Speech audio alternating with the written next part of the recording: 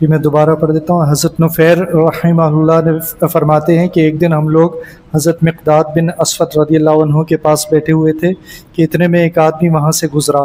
اس نے کہا کتنی خوش قسمت ہیں یہ دونوں آنکھیں جنہوں نے رسول اللہ صلی اللہ علیہ وسلم کو دیکھا ہے، یعنی صحابی کو رضی اللہ عنہ کو وہ کہنے لگا کہ آپ کتنے خوش قسمت ہیں۔ اللہ کی قسم ہمیں تو تمنا ہی رہی کہ جو کچھ آپ نے دیکھا وہ ہم بھی دیکھ لیتے، اور جن مجلسوں میں آپ حاضر ہوئے ہم بھی ان میں حاضر ہوتے۔ حضرت نفیر کہتے ہیں کہ اس آدمی کی بات سن کر حضرت مقداد غضبناک ہو گئے۔ مجھے اس پر تعجب ہوا کہ اس نے تو ایک اچھی بات کہی تھی، پھر حضرت مقداد کیوں ناراض ہو گئے؟ تو حضرت مقداد نے اس کی طرف توجہ کر کے فرمایا کہ جس مجلس میں اللہ تعالیٰ نے تمہیں شریک نہیں ہونے دیا، تم اس مجلس میں شریک ہونے کی تمنا کیوں کر رہے ہو؟ کیا پتہ اگر تم اس مجلس میں شریک ہوتے تو تمہارا کیا حال ہوتا۔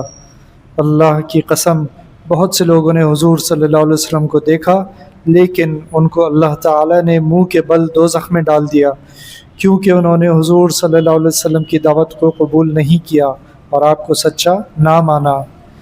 کیا تم اس پر اللہ کا شکر ادا نہیں کرتے کہ اس نے جب تم کو پیدا کیا تو تم اپنے رب کو پہچانتے تھے، اور حضور صلی اللہ علیہ وسلم جو کچھ لے کر آئے ہیں تم اسے سچا مانتے تھے، اور کفر و ایمان کی آزمائش دوسروں پر آئی اور تم اس آزمائش سے بچ گئے۔ اللہ کی قسم حضور صلی اللہ علیہ وسلم کے ایسے زمانے میں بھیجا گیا جس میں کفر اور گمراہی اتنے زوروں پر تھی کہ کسی نبی کے زمانے میں اتنے زور پر نہ تھی۔ ایک طویل عرصے سے نبیوں کی آمد کا سلسلہ رکا ہوا تھا، اور جاہلیت کا ایسا دورہ تھا کہ بتوں کی عبادت کو سب سے بہتر دین سمجھا جاتا تھا۔ آپ ایسا فرقان یعنی فیصلے کی کتاب یعنی قرآن لے کر آئے کہ جس نے حق اور باطل کو الگ الگ کر دیا، اور مسلمان والد اور اس کے کافر بیٹے کے درمیان جدائی کر دی۔ چنانچہ مسلمان آدمی یہ دیکھتا کہ اس کا والد یا بیٹا یا بھائی کافر ہے اور وہ خود مسلمان ہے، اور اس کے دل کے قفل کو کھول کر اللہ نے ایمان سے بھر دیا ہے، اور اس کا بھی اسے یقین ہے کہ اس کا یہ خاص تعلق والا دوزخ میں جائے گا، یعنی پیچھے جو ذکر ہوا والد یا بیٹا یا بھائی، اور اس بات کا بھی یقین ہے کہ جو دوزخ میں گیا وہ برباد ہو گیا۔ اس لیے اس خیال سے اسے نہ چین آتا تھا نہ اس کی آنکھ ٹھنڈی ہوتی تھی، جسے اللہ تعالیٰ نے قرآن کی اس دعا میں بیان کیا ہے، ربنا ہب لنا من ازواجنا وذریاتنا قرۃ اعین، اے رب دے ہم کو ہماری عورتوں کی طرف سے اور اولاد کی طرف سے آنکھ کی ٹھنڈک۔ حضرت محمد بن کعب قرظی رحمہ اللہ کہتے ہیں کہ کوفے والوں میں سے ایک آدمی نے حضرت حذیفہ بن یمان رضی اللہ عنہ سے کہا، اے ابو عبداللہ، آپ حضرات نے رسول اللہ صلی اللہ علیہ وسلم کو دیکھا ہے اور ان کی صحبت میں رہے ہیں۔ حضرت حذیفہ نے کہا، ہاں میرے بھتیجے۔ اس آدمی نے کہا، آپ حضرات کیا کیا کرتے تھے؟ حضرت حذیفہ نے کہا، ہم پوری طرح سے محنت کرتے تھے۔ اس آدمی نے کہا، اللہ کی قسم اگر ہم حضور صلی اللہ علیہ وسلم کو پا لیتے تو ہم آپ کو زمین پر نہ چلنے دیتے بلکہ کندھوں پر اٹھائے رکھتے۔ حضرت حذیفہ نے کہا، اے میرے بھتیجے، میں نے غزوہ خندق کے موقع پر حضور صلی اللہ علیہ وسلم کے ساتھ اپنا ایسا سخت حال دیکھا۔ آگے انہوں نے اس موقع پر خوف کی زیادتی اور بھوک اور سردی کی سختی برداشت کرنے والی حدیث ذکر کی۔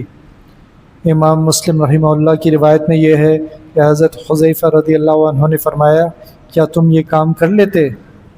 ارے میں نے غزوہ احزاب کی ایک رات میں مسلمانوں کو حضور صلی اللہ علیہ وسلم کے ساتھ اس حال میں دیکھا کہ تیز ہوا چل رہی تھی اور سخت سردی پڑ رہی تھی، اور آگے حدیث ذکر کی۔ حاکم اور بیہقی کی روایت میں یہ ہے کہ حضرت حذیفہ نے کہا، ارے اس کی تمنا نہ کرو۔ آگے مزید حدیث بھی ہے جیسے کہ خوف برداشت کرنے کے باب میں آئے گی۔ تو یہ جو سلسلہ شروع ہو رہا ہے اس میں رسول اللہ صلی اللہ علیہ وسلم اور صحابہ کرام نے جو سختیاں برداشت کی ان کا ذکر ہے۔ اور ہم میں سے بہت سے لوگ ہوتے ہیں جو اس بارے میں تمنا کرتے ہیں کہ کاش ہم اس دور میں موجود ہوتے، رسول اللہ صلی اللہ علیہ وسلم کو اپنی آنکھوں سے دیکھتے تو ہم ان کے ساتھ کتنا اچھا سلوک کرتے، کیسے پیش آتے۔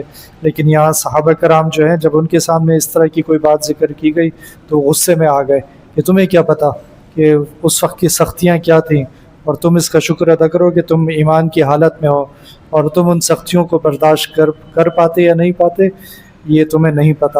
تو یہ صحابہ کرام ہی تھے جنہوں نے وہ سختیاں برداشت کیں۔ اللہ تعالیٰ میں صحابہ کرام کی سچی محبت عطا فرمائیں۔ ربنا تقبل منا انك انت السميع العليم وتب علينا انك انت التواب الرحيم، وصلى الله تعالى على خير خلقه محمد وعلى آله واصحابه اجمعين، آمين برحمتك يا ارحم۔